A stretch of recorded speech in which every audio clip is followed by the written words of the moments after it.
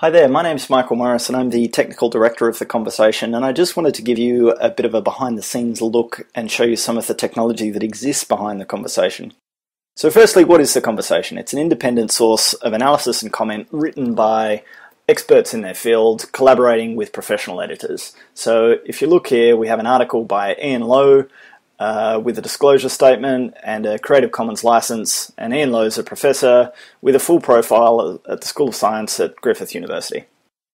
So The Conversation currently has over 2,000 academics registered who can all collaborate with professional editors.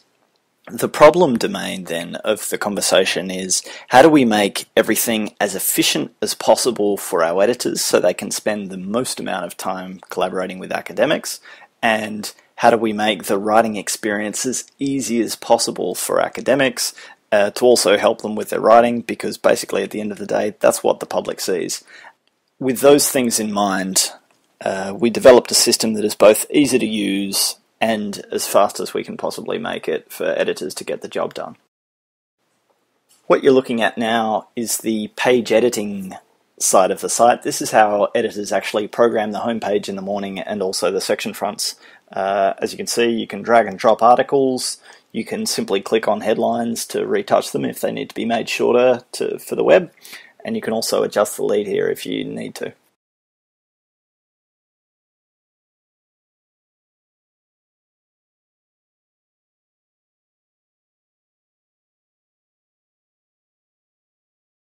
Moving on to an author dashboard. Now this is actually an academic's view of the world. Here we have David Glantz, and he has no problems with me showing you his numbers. Basically, what we're trying to do, if you think of an academic experience when they write for a traditional newspaper, they really don't get a feel for who's interacting with their piece, what the audience was. I mean, sure, you might know what the circulation of a big newspaper is, but you don't actually know exactly how many readers and where they're from have read your piece. And that's the sort of insight that we can provide back to our authors. And this is basically how it all looks. So it's quite a neat little interface. We have republished sites, so The Conversation can actually track when other sites have picked up our copy using our republish code, and we can report back the page views for that site. So here's a site that's featured one of David Glantz's pieces. We then aggregate these author-level statistics up to an institution level to give organisations such as the University of Melbourne an accurate picture as to how their academics are engaging with the Conversation's audience. This interface pulls its data from a denormalized data warehouse. You can add peer institutions, you can filter by day. It provides a really neat way for institutions to gauge how their academics are engaging with the public. So this is actually one of the most important screens at The Conversation. This is where an editor and an academic can actually write a piece. You'll notice that on the right-hand side it says, before you can publish, the author must approve this piece. So what we've tried to do is provide a safe publishing environment for academics that actually helps them communicate better with the public. It's got common features like spell check.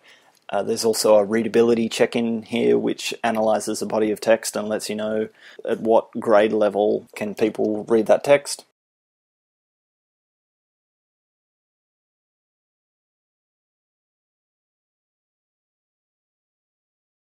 This interface can actually handle many people as well. So if we go here and invite Mike Sanderford from the University of Melbourne, he can actually collaborate in real time with Jose and Megan, and their edits are streamed to each other.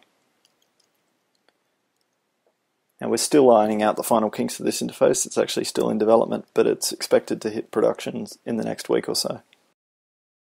So now I have two interfaces open side by side, and you can imagine one of our editors sitting in Melbourne working with one of our academics who might be in Sydney or could be on the other side of the world, and they can collaborate in real time. The editor might be fixing up the grammar and the academic can be laying out their ideas.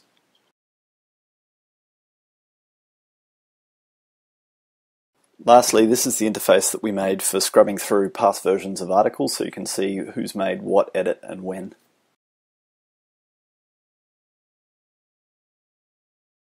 Thanks for watching. I hope that gives you some of an idea of what The Conversation's all about, and also an idea of what my team and I have been able to achieve since 16 months since the very first commit. Thanks for watching.